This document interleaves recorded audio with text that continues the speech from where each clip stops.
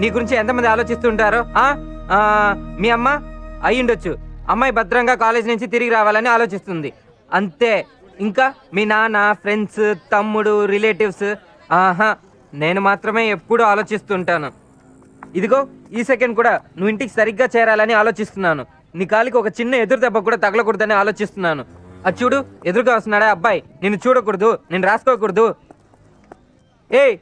ఏంట్రా అమ్మాయిని ఎప్పుడు చూడలేదా? పో. ఏంటి ఒకటి ఇచ్చానంటే మొహం చూడు. పోరా. ఒక అమ్మాయి రోడ్డు మీద కనిపించకూడదు. ఇక నాకే గతి లేదు.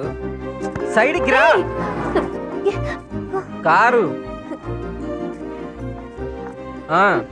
నీ గురించి ప్రతి సెకండ్ ఇంత ఆలోచిస్తున్నానే. నేను లైఫ్ అంతా ఎలా చూసుకుంటాను?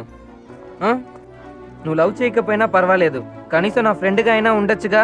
లైఫ్ అంతా నేను చూస్తూ ఉంటేనే చాలు.